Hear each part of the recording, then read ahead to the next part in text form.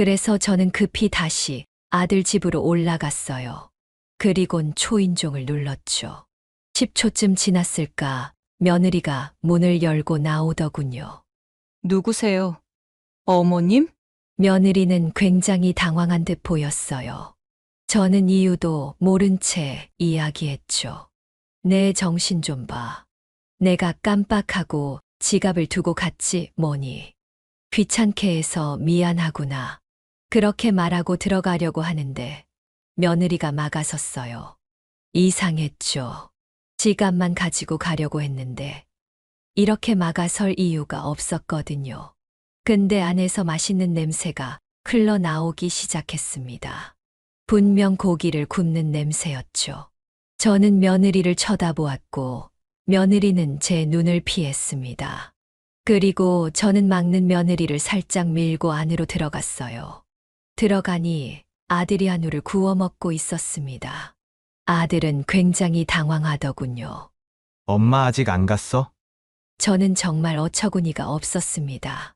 밥 먹었다면서. 아들은 대답하지 않았습니다. 그리고 저는 며느리를 보고 또 말했죠. 너는 배 안 고프다면서.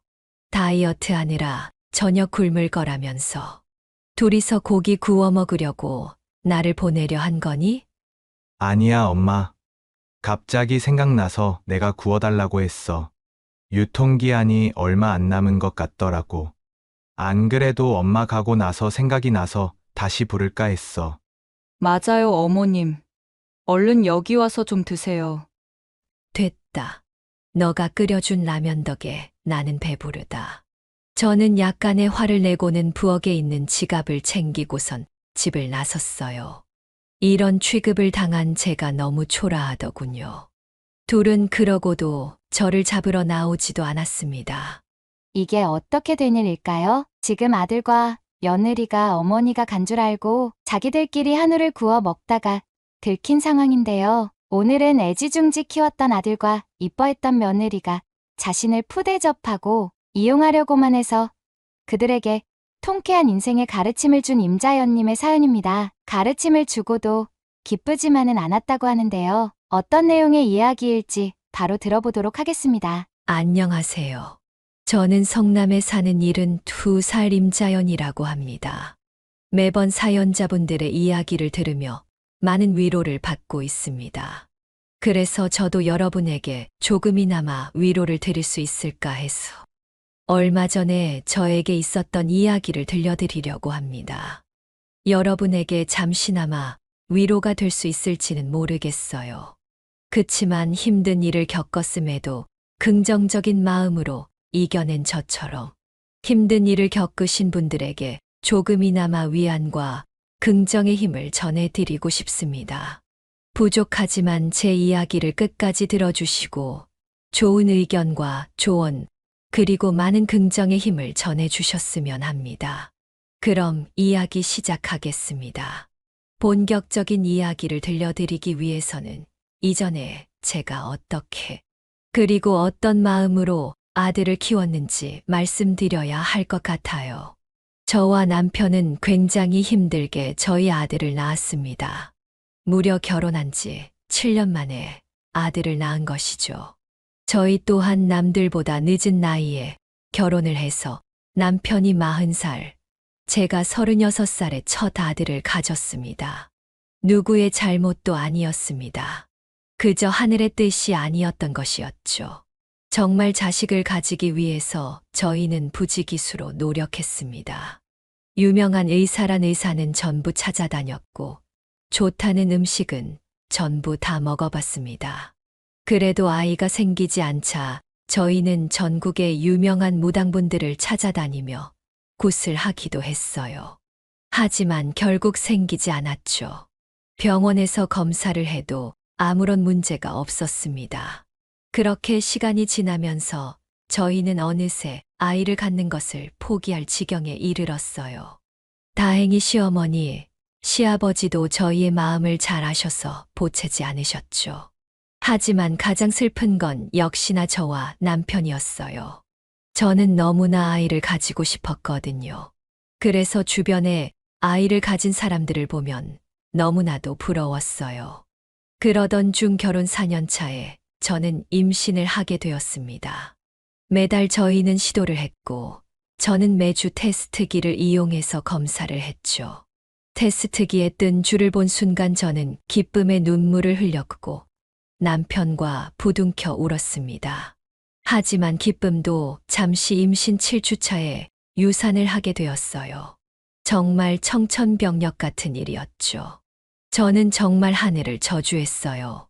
왜 이런 일이 저에게 생겨야 하는지, 내가 무슨 잘못을 했길래 이런 벌을 받아야 하는지 모르겠더라고요. 유산을 하고 나서 몇 개월간은 정말 우울했던 것 같아요. 밖에도 나가지 않고 집에서 울기만 했죠. 우울증 초기 정도의 증상이었던 것 같아요. 밖에 나가면 남들은 행복한데 저만 불행한 것 같은 기분이 들었죠.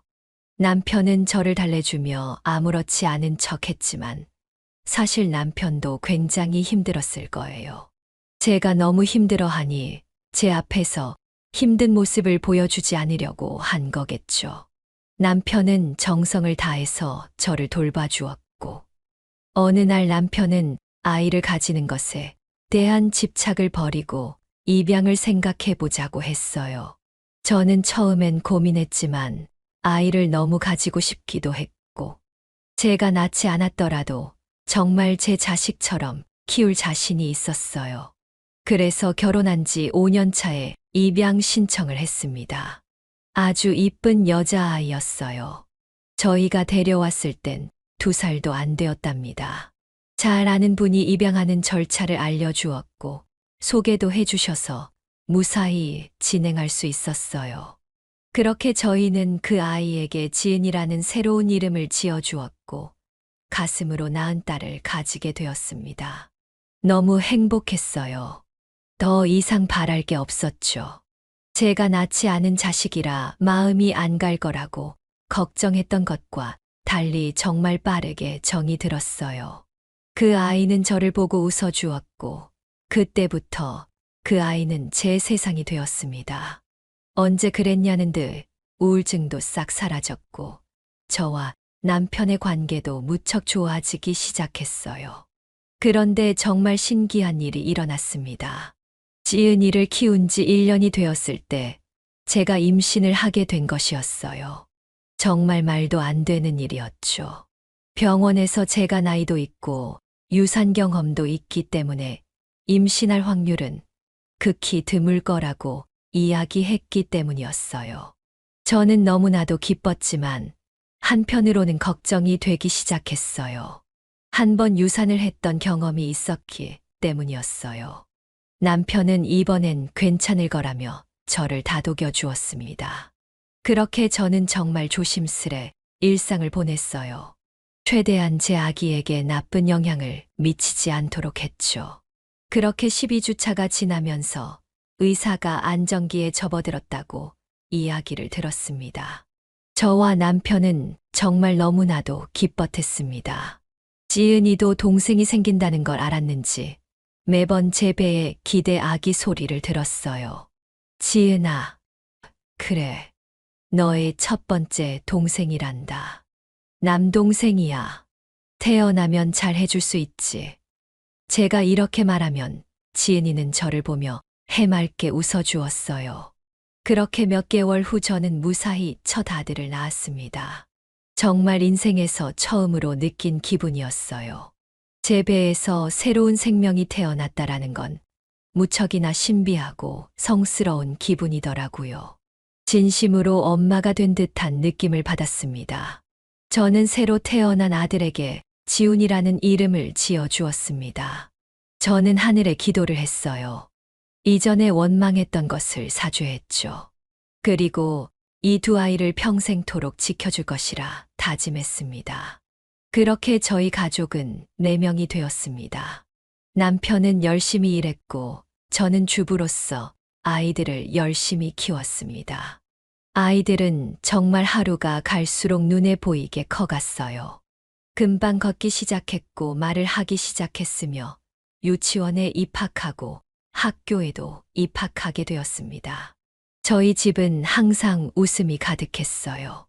저는 더 이상 바랄 게 없었습니다. 시간이 멈췄으면 하는 생각이 들 정도로요. 아이들이 금방 커가는 게 정말 서운하더라고요.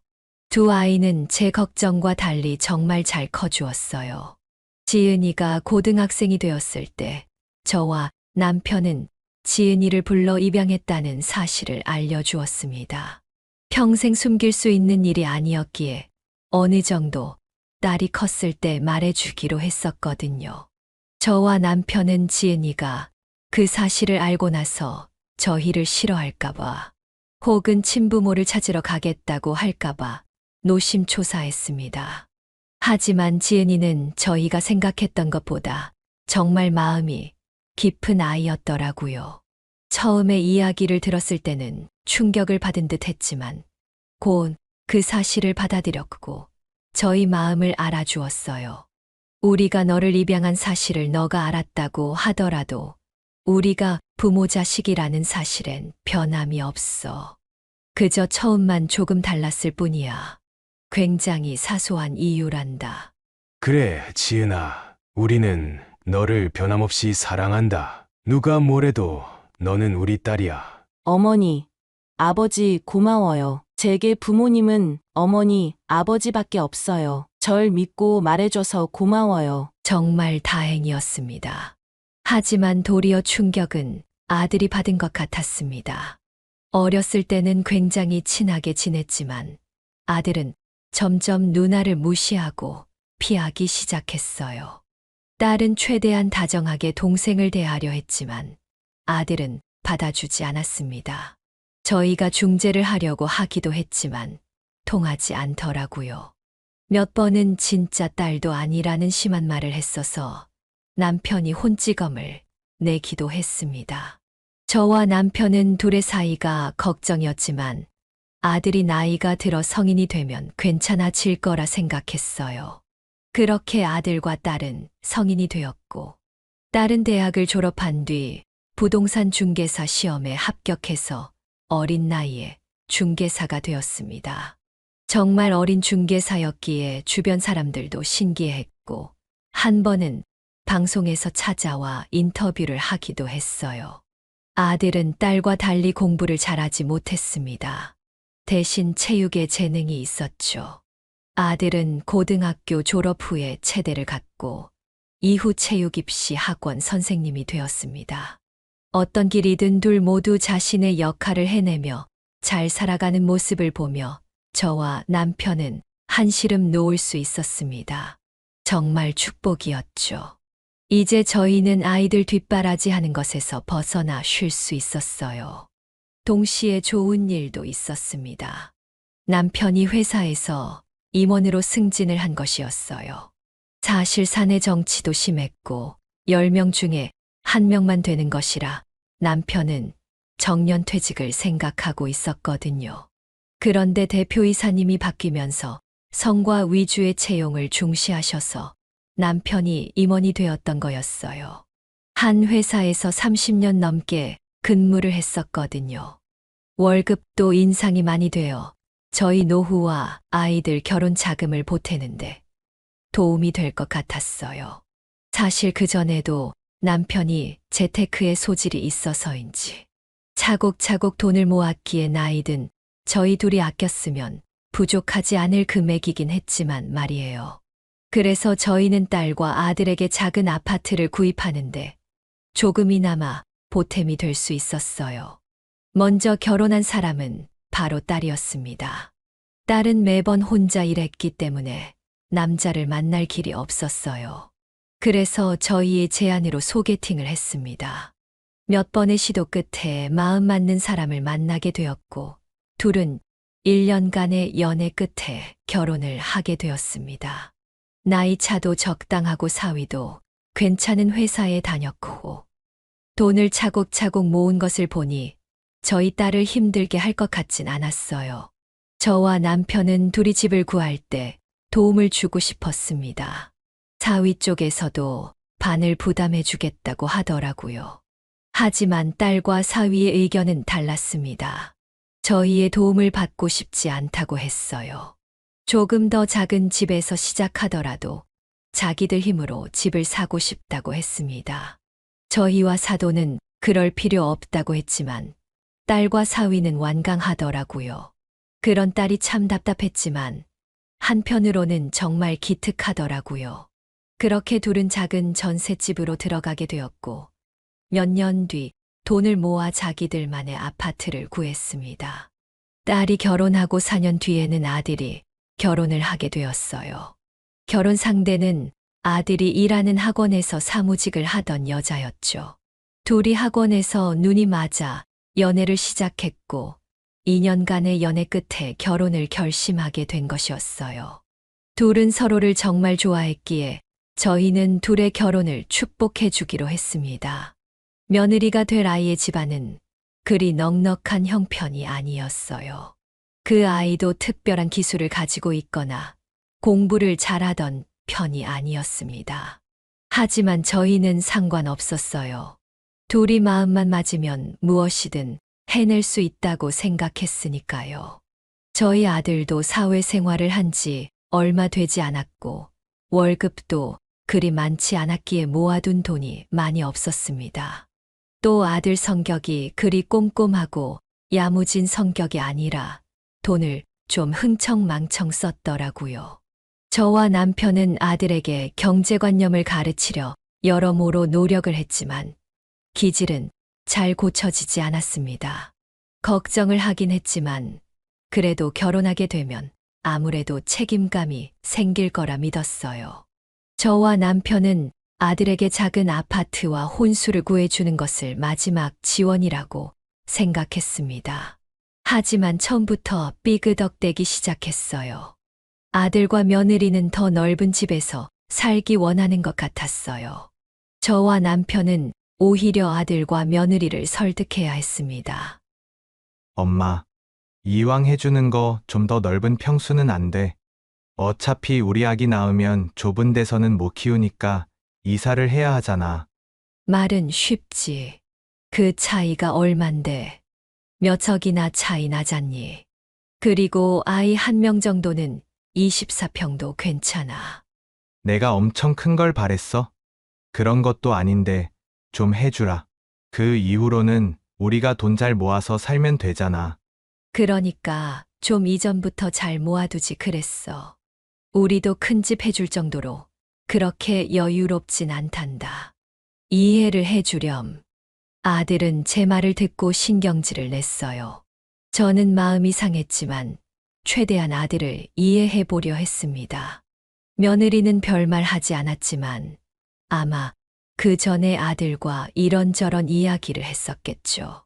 그렇게 저희는 간신히 아들을 설득해서 성남 쪽에 있는 24평형 아파트를 구해주는 것으로 타협을 했습니다. 그렇게 저희의 의무는 끝난 듯 했어요. 이제 남편과 저희 인생을 위해 살기만 하면 될 거라 생각했습니다. 아들과 며느리는 별일 없이 결혼식을 잘 마무리했어요. 그 이후로 2년이 지났습니다. 평온한 나날이었습니다. 자식들이 떠난 뒤 잠시 동안은 무엇을 하면서 지내야 할지 모르겠었지만 딸이 자주 찾아와 주었고 남편의 도움 덕에 금방 적응할 수 있었어요. 저는 주변 이웃들과 자주 등산을 다녔고 다니다 보니 전국을 돌아다니면서 좋은 산들을 올랐습니다. 가끔 남편도 함께 했죠. 딸은 곧 아들을 낳았고 저는 자주 손주를 돌봐주러 딸의 집에 갔습니다. 제가 갈 때마다 딸과 사위는 저를 지극히 대접해 주었어요. 정말 기분이 좋더군요. 매번 갈 때마다 이쁜 손주랑 노는 것도 기쁜데 저녁에 딸과 사위와 함께 저녁을 먹으며 이런저런 이야기하는 게 마음이 정말 평온하더라고요. 더 이상 바랄 게 없을 듯 했습니다. 그런데 어느 날 딸이 동생에 대해 묻더군요. 잘 지내냐면서요. 생각해보니 아들에게 연락이 안 온 지 벌써 몇 달이 다 되어 가더라고요. 저번 추석에도 학원이 바쁘다며 오지 않았었거든요. 저는 미안한 마음이 들었습니다. 손주를 낳아서 요즘 딸에게 더 신경을 써주었거든요. 그리고 딸의 집은 가까운데 비해서 아들의 집은 가는데 1시간 반이나 걸려 자주 가지 못했습니다. 그래서 저는 아들의 집에 더 많이 방문하기로 결심했어요. 그리고 딸에게도 너무 고마웠죠. 사이가 멀어졌음에도 불구하고 계속해서 동생을 챙겼으니까요. 그렇게 며칠 뒤 저는 남편에게 미리 말하고 아들네 집에 다녀오겠다고 말했습니다. 저는 오랜만에 힘을 좀 써서 아들이 좋아하는 음식을 잔뜩 했습니다. 그리고 아들에게 집에 가겠다고 말했죠. 아들은 오지 말라고 했지만 제가 조금은 억지를 부려 가게 되었어요. 오랜만에 아들이 너무나도 보고 싶었죠. 그래서 버스를 2번이나 갈아타면서 아들 집에 가게 되었습니다. 그렇게 무거운 짐을 가득 들고 아들 집에 도착을 했어요. 며느리가 문을 열어주더군요. 어머님 안녕하세요. 오랜만이에요. 그래, 오랜만이구나. 잘 지냈니? 그럼요, 잘 지냈어요. 남편은 이따 저녁 돼서야 올 거예요. 며느리는 제가 무겁게 반찬을 들고 있는 걸 보고 있으면서도 도와주질 않더군요.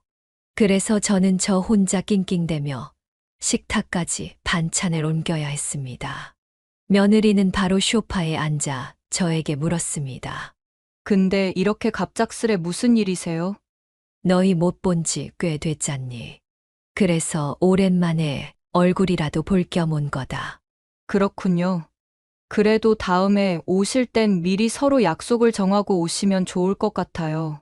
저는 그 말을 듣고 잠시 벙쪘습니다. 제가 잘못 들었나 했죠. 제가 조금 억지를 부려왔다고 해도 저런 식으로 말하는 건 도의에 어긋나는 듯 했습니다. 하지만 저는 별말하지 않고 웃음으로 넘어갔죠. 며느리는 슬슬 거실로 오더니 제가 싸온 반찬을 구경하기 시작했어요. 와, 엄청 많이 싸우셨네요. 제가 좋아하는 파김치도 해오셨구나. 잘 먹을게요, 어머님. 그래, 맛있게 먹으렴. 다 먹으면 또 해주마. 며느리는 반찬을 냉장고에 다 집어넣고는 저에게 물을 떠다 주었어요. 그제야 한숨 돌리겠더라고요. 저는 물을 한 번에 들이키고는 소파에 앉았죠. 근데 며느리가 당황한 표정으로 저를 봤어요. 저는 며느리가 왜 그렇게 당황한 표정을 짓는지 몰랐죠.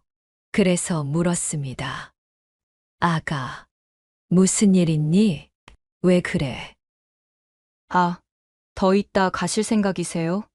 그래도 아들 얼굴은 보고 가야 하지 않겠니? 저녁도 같이 먹으면 좋고. 아, 그렇군요. 저는 어머니가 반찬 주시러 오신다길래 주시고 바로 가시는 줄 알았거든요. 저는 너무 당황했어요. 어떻게 반응해야 할지 모르겠더라고요. 며느리가 그 뒤에 말한 내용은 더 어이가 없었습니다. 어머니가 저녁 드실 줄 몰라서 아무것도 준비 안 했는데 어쩌죠? 괜찮다. 내가 싸온 반찬이랑 먹으면 되지. 밥만 푸면 된다.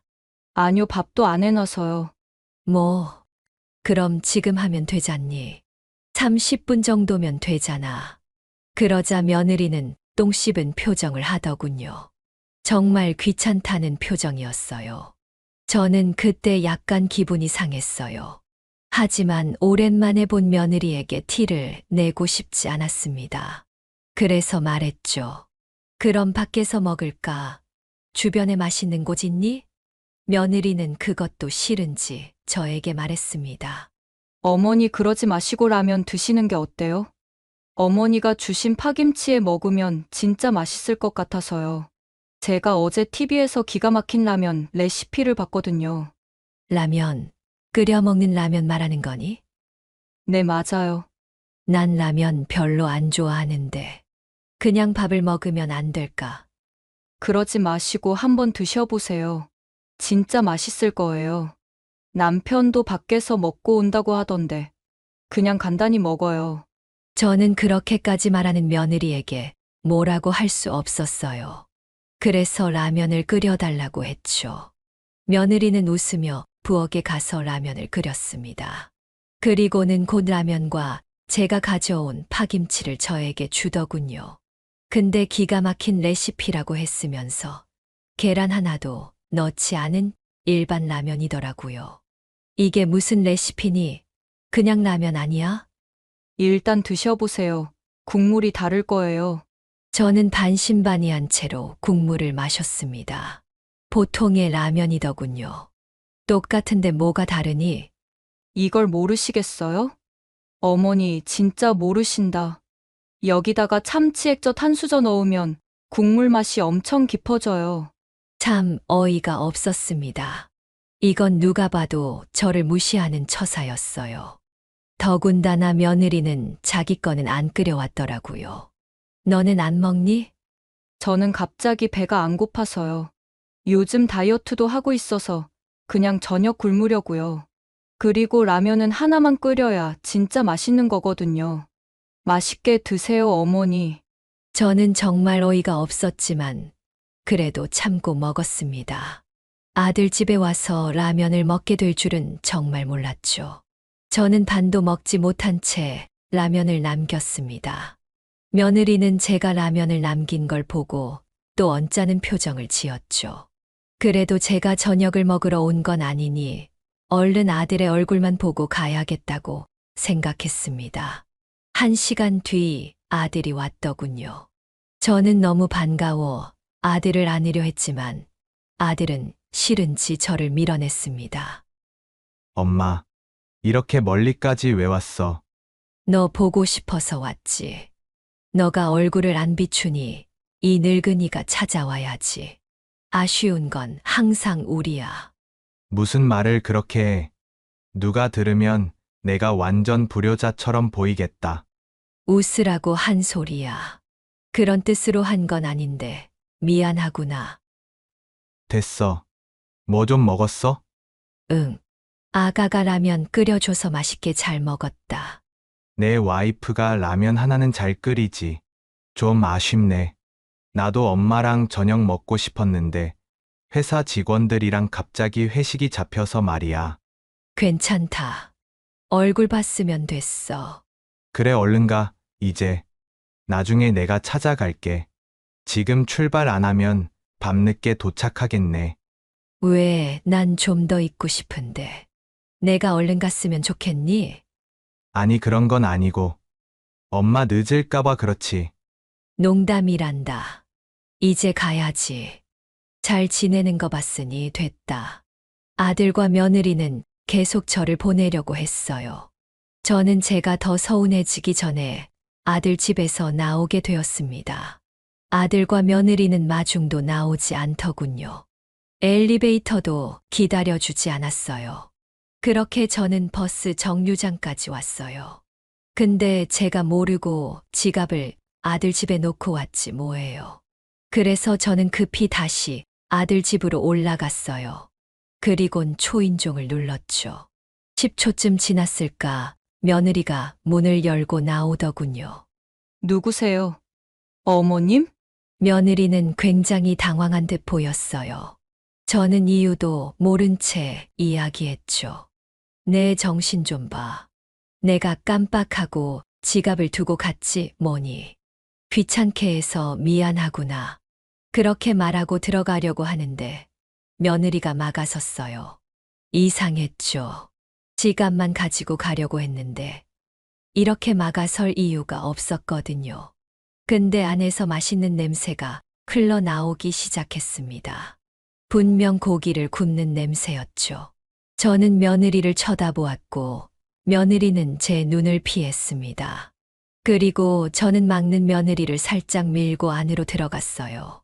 들어가니 아들이 한우를 구워 먹고 있었습니다. 아들은 굉장히 당황하더군요. 엄마 아직 안 갔어? 저는 정말 어처구니가 없었습니다. 밥 먹었다면서. 아들은 대답하지 않았습니다. 그리고 저는 며느리를 보고 또 말했죠. 너는 배 안 고프다면서. 다이어트 하느라 저녁 굶을 거라면서. 둘이서 고기 구워 먹으려고 나를 보내려 한 거니? 아니야 엄마. 갑자기 생각나서 내가 구워달라고 했어. 유통기한이 얼마 안 남은 것 같더라고. 안 그래도 엄마 가고 나서 생각이 나서 다시 부를까 했어. 맞아요, 어머님. 얼른 여기 와서 좀 드세요. 됐다. 너가 끓여준 라면 덕에 나는 배부르다. 저는 약간의 화를 내고는 부엌에 있는 지갑을 챙기고선 집을 나섰어요. 이런 취급을 당한 제가 너무 초라하더군요. 둘은 그러고도 저를 잡으러 나오지도 않았습니다. 슬프다기보다는 화가 많이 났어요. 집에 도착할 동안 머릿속엔 왜 애들이 저에게 그랬을까라는 생각만 들더라고요. 저는 그렇게 쓸쓸히 집에 도착했습니다. 집에 도착한 제 표정을 보고 남편은 묻더군요. 여보 표정이 왜 그래? 무슨 일 있었어? 아니에요. 별일 없었어요. 왔다 갔다 하는 게 힘들어서 그렇죠, 뭐. 고생했어. 다음엔 내 차 타고 가자고. 지훈이랑 며느리는 어때? 잘 지내는 것 같던데요. 둘 다 요즘 많이 먹는지 살이 좀 쪘더라고요. 한창 잘 먹을 때니까 뭐 좋은 거지. 잘 먹고 잘 산다는 거니깐. 그렇겠죠. 우리는 챙기지도 않으면서 자기들끼리만 먹나 봐요. 뭐야, 그 반응은. 다 그런 거지 뭐. 우리도 잘 먹고 잘 살면 되는 거지. 뭘 챙겨주길 바래. 다 욕심이야. 저는 그 말을 듣고 아무 말도 하지 않았어요. 저도 어제까지만 해도 그렇게 생각했었거든요. 그리고 남편은 모르고 한 소리였으니까요. 그리고 이 사실을 남편한테 말하지 않은 건 남편이 알게 되면 바로 아들에게 전화를 해서 화를 낼 것 같았기 때문이었어요. 그런 건 저와 아들 사이의 관계에 하나도 도움이 되지 않을 것 같았습니다. 저는 그날 밤 잠을 이루지 못했어요. 이 사실을 어떻게 받아들여야 할지 모르겠더라고요. 저는 밤새 고민한 채 저만의 답을 내놓았습니다. 아들과 며느리를 이해하기로 했죠. 제가 잘못했다고 생각하는 게 마음이 편할 것 같았어요. 제가 먼저 억지로 아들이 보고 싶어 방문을 했던 것이었고, 아들과 며느리의 말이 정말일 수도 있었으니까요. 그렇게 저는 스스로 저를 위로했습니다. 하지만 그 일이 있고도 연락이 오지 않은 아들과 며느리에게 서운하긴 하더라고요. 그렇다고 제가 먼저 연락하는 것도 웃기더라고요. 그래서 연락이 올 때까지 기다려야겠다고 생각했어요. 연락이 오면 그때는 아무 일도 없었던 것처럼 대하리라 다짐했고요. 그렇게 2주쯤 지났을까. 아들에게 먼저 연락이 왔습니다. 그것도 문자가 아닌 전화가요. 저는 아무렇지 않은 척 전화를 받았어요. 엄마, 그래, 지훈아. 무슨 일이니? 내가 너무 늦게 연락했지? 아니다. 연락하면 됐지. 무슨 일이니? 아니, 그때 일 사과하려고. 우리가 너무하다고 당연히 생각하겠지. 오해할 만해. 나라도 그랬을 것 같아. 근데 믿어줘. 정말 엄마가 가고 나서 아무 생각 없이 그런 거야. 너무 걱정 마라. 난 아무렇지도 않으니깐. 너의 말을 믿어. 그리고 나도 그때 너희 말을 듣지 않고 화만 내고선 멋대로 가버려서 미안하구나. 그렇게 말해줘서 고마워. 우리 그럼 이제 화해한 거지? 그럼 우리가 싸운 것도 아닌데 다행이다. 엄마, 내가 와이프랑 이야기해봤는데 엄마한테 맛있는 밥 한 끼 대접하고 싶어서. 일부러 그럴 필요 없단다. 그렇게 하지 않아도 난 다 잊었어. 아니야. 정말 엄마한테 아무것도 해준 게 없어서 그래. 다음 주에 시간 돼. 아들이 그렇게 다정한 목소리로 저에게 말한 것은 정말 오랜만이었어요. 저는 제가 아들과 며느리를 용서하길 정말 잘했다고 생각했어요. 아들이 그 일을 기점으로 정신을 차렸으니까요. 그렇게 저는 남편과 함께 다음 주쯤 시간을 내서 아들과 며느리랑 밥을 먹기로 했습니다. 하지만 갑자기 남편이 급한 회사 일이 생겨 못 가게 되었어요. 결국 저 혼자 갈 수밖에 없었죠. 아들 집에 도착했을 때 저번과 달리 아들과 며느리가 집 앞에 마중을 나와 있더라고요. 저는 그런 둘의 태도에 정말 감격했습니다. 이렇게까지 변할 줄은 몰랐어요. 화를 내는 게 효과가 있구나 싶었습니다. 저는 밖에서 먹을 줄 알았는데 이미 안에 다 차려놨다고 하더라고요. 정말 집에 들어가니 상다리가 휘어질 정도로 차려져 있었습니다.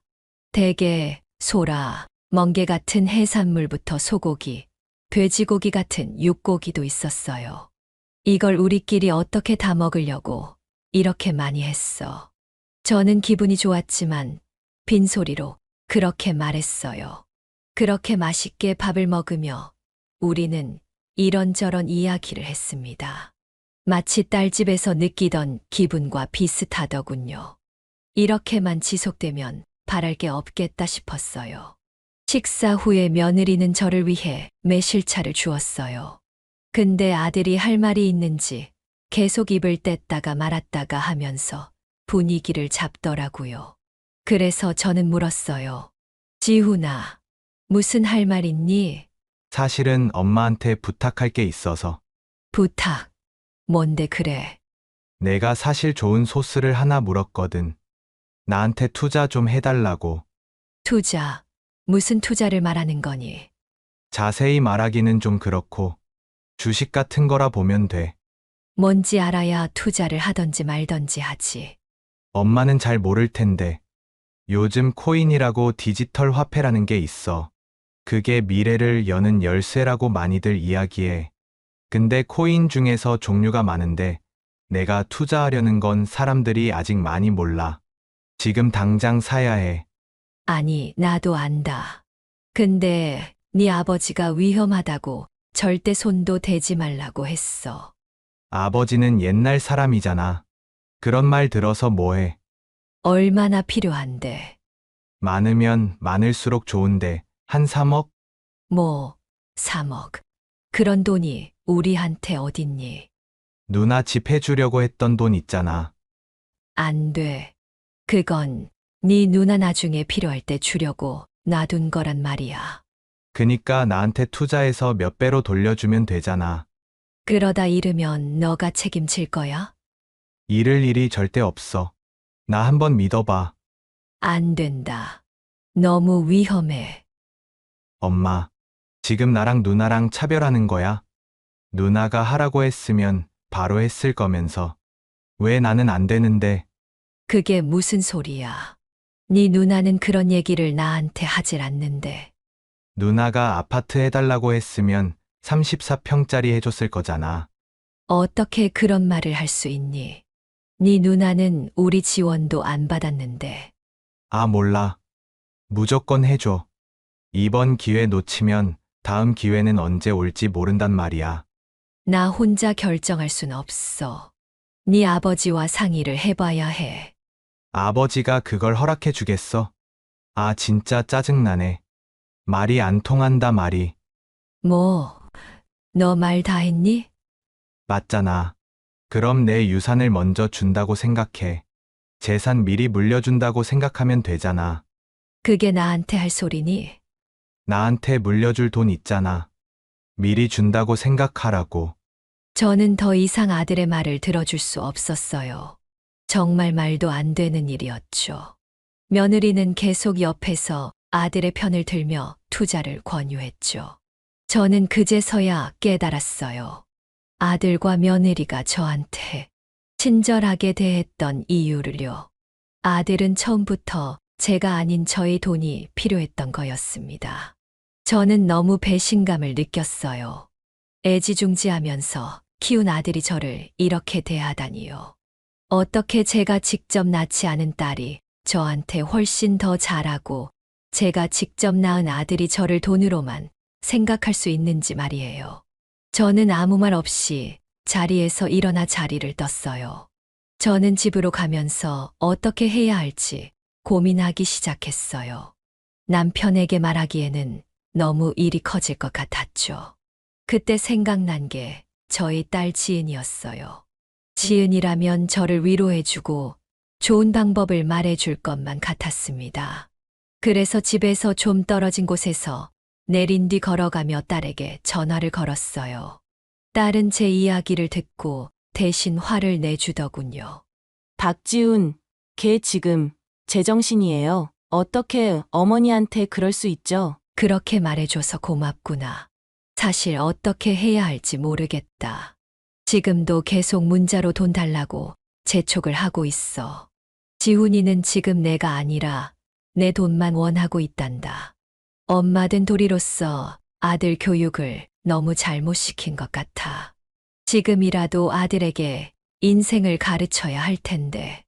맞아요. 어머니가 너무 오냐오냐 키우셨어요. 그러니까 그렇게 버릇이 없죠. 지금이라도 똑바로 인생은 그렇게 사는 게 아니라는 걸 알려줘야 해요. 무슨 방법이 있니? 어머니, 마음부터 똑바로 잡으셔야 해요. 마음 약해지지 않게요. 그러면 제가 하자는 대로 한번 해보실래요? 어떻게 하면 될까?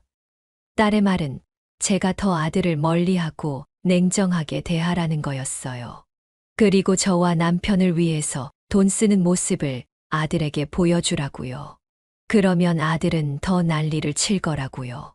그러더라도 더 마음을 굳게 먹으면 언젠가 아들이 자신의 잘못을 깨달을 거라는 거였습니다. 저는 딸의 말을 믿고 그렇게 해보기로 했습니다. 아들은 그날 이후 저에게 더 공격적으로 돈을 요구하기 시작했어요.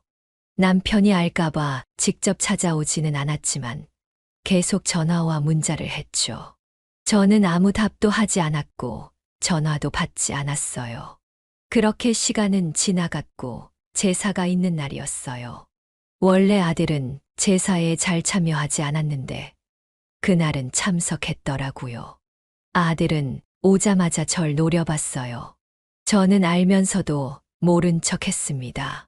제사하기 전 가족끼리 점심을 먹으러 가는데 아들이 딸의 차를 봤어요. 뭐야? 누나 차 새로 뽑았어? 이거 비싼 차잖아. 응, 엄마가 사줬어. 뭐라고? 엄마가 사줬다고? 왜? 그럼 안 돼. 너는 엄마한테 아파트도 받아놓고 그거에 비하면 엄청 싼 거지. 아들은 저를 또 노려보았어요. 저는 아무렇지 않은 척 했습니다. 사실 마음속으로는 굉장히 떨렸어요. 일부러 아들을 자극하는 것 같아 양심의 가책을 느끼기도 했죠. 하지만 아들을 위한 일이라 생각하고 참아냈어요.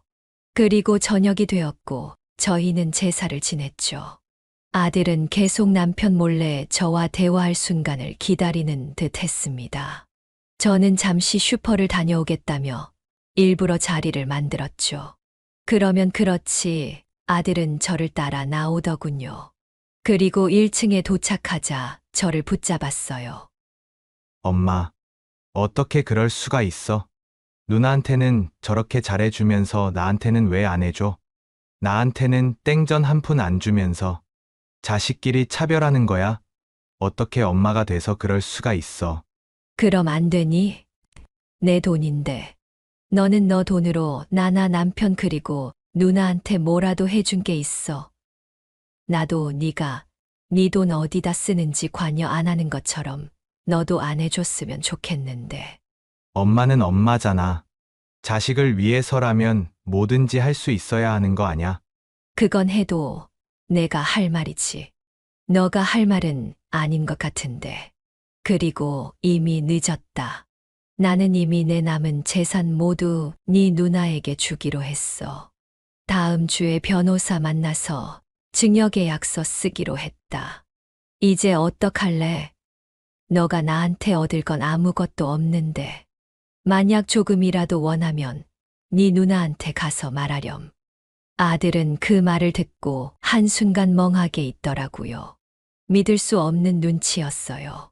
그러더니 아파트 단지에서 큰 소리를 지르더라고요. 저는 그런 아들의 모습을 보고 무서웠지만 그래도 참았어요. 아들은 한숨을 몇 번 푹푹 내쉬더니 저한테 와서 말했어요. 엄마 왜 이렇게 변했어? 언제부터 이렇게 차가워진 거야? 나는 도저히 이해가 안 가. 왜 엄마가 누나한테만 이렇게 잘해주는지. 까놓고 말하면 누나는 엄마 진짜 딸도 아니잖아. 남의 자식이잖아. 나야말로 엄마가 힘들게 낳은 진짜 자식이잖아. 저는 제가 지금 무슨 말을 들었는지 했어요.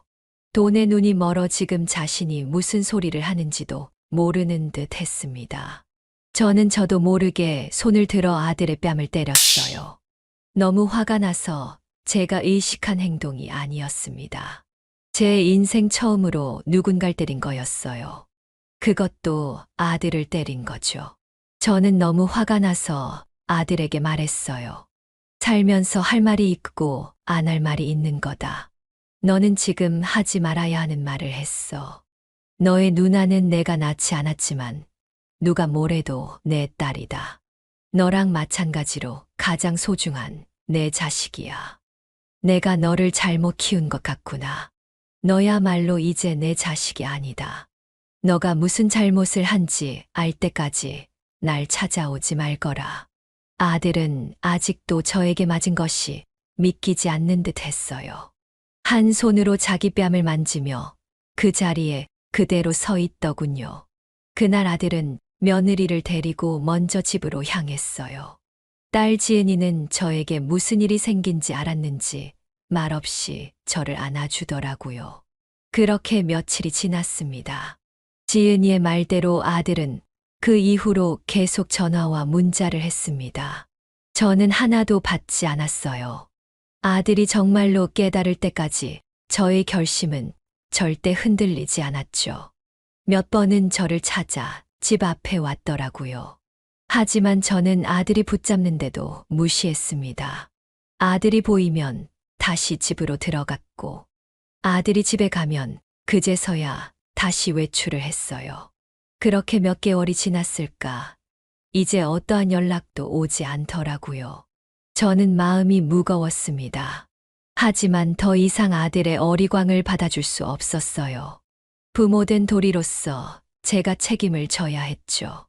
아들이 어렸을 적 오냐오냐 키웠던 걸 굉장히 후회하게 되더라고요.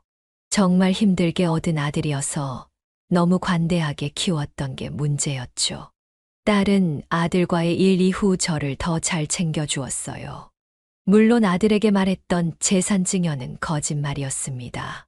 딸은 저에게 너무 신경 쓰지 말고 인생 즐기다 보면 시간이 해결해 줄 거라고 했습니다. 맞는 말이었어요.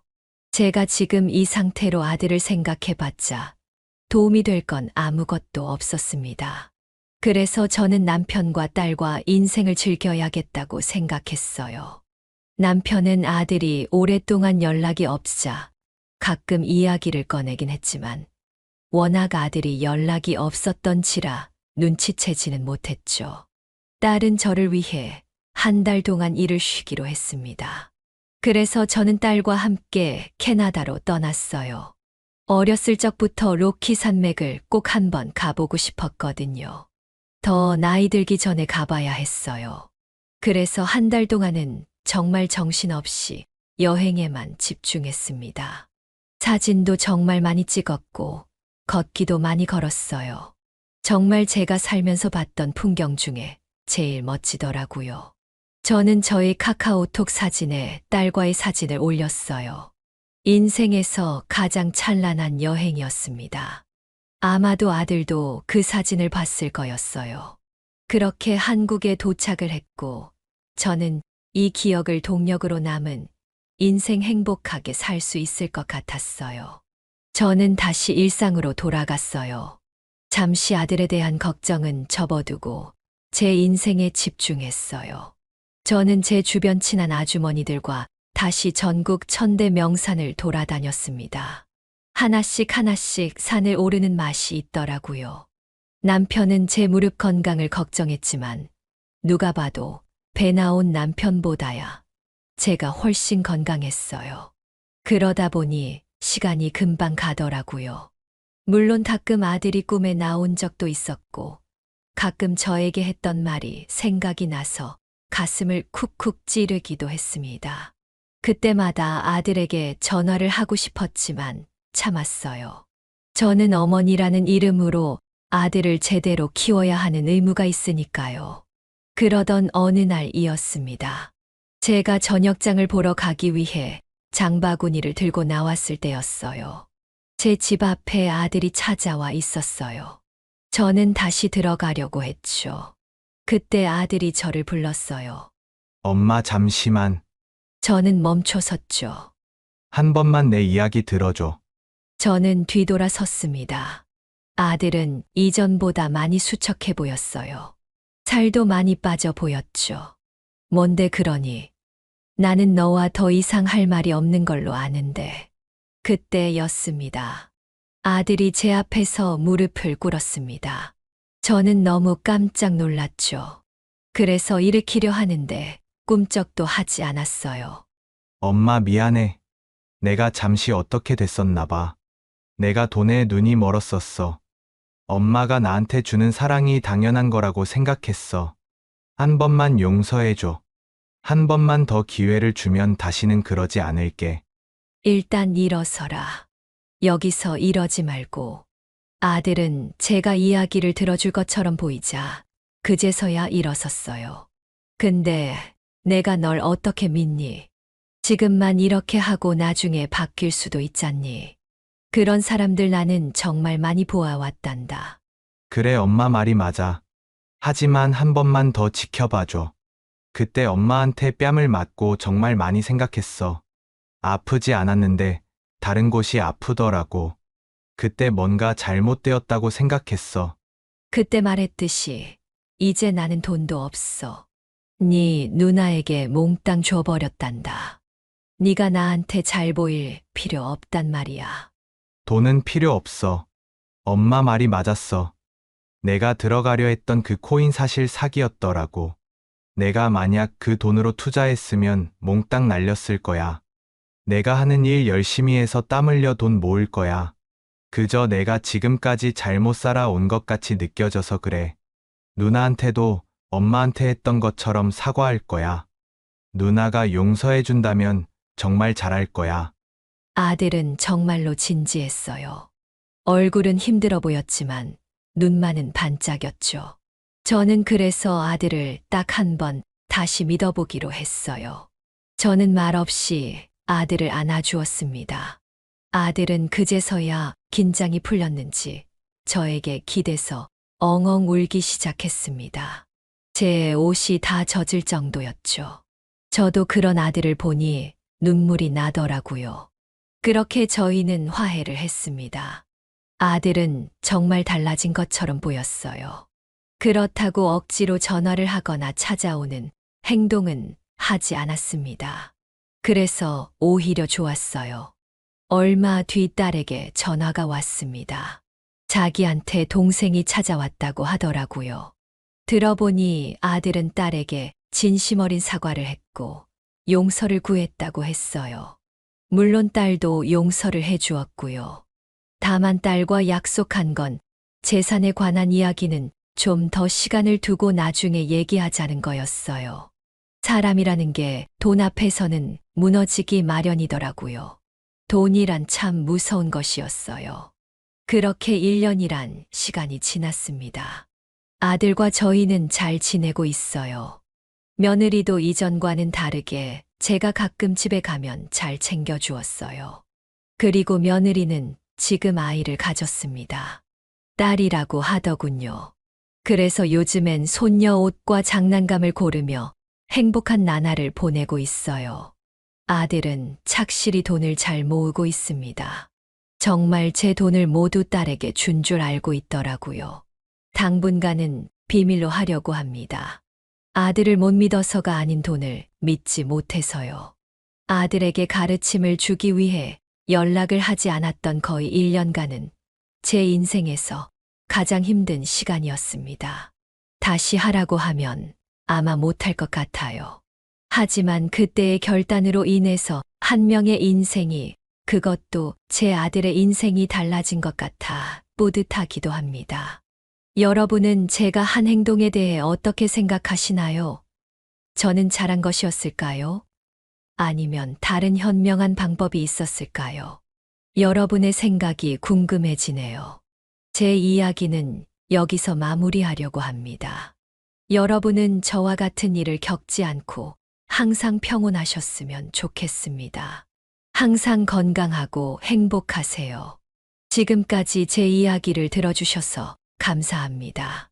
네, 오늘 이야기는 어떠셨나요? 오늘 이야기를 듣고 어떻게 생각하시는지 어머님, 아버님의 생각을 댓글로 공유해주세요. 저는 또 다른 사연으로 찾아뵙겠습니다. 좋아요, 구독, 알람 설정을 통해 앞으로도 따뜻한 정을 나눌 수 있게 함께 해주세요. 어머님, 아버님의 삶의 지혜와 경험을 나눌 수 있는 통로가 되겠습니다. 오늘도 인생을 바꾸는 관점을 통해 사연을 들어주셔서 감사합니다.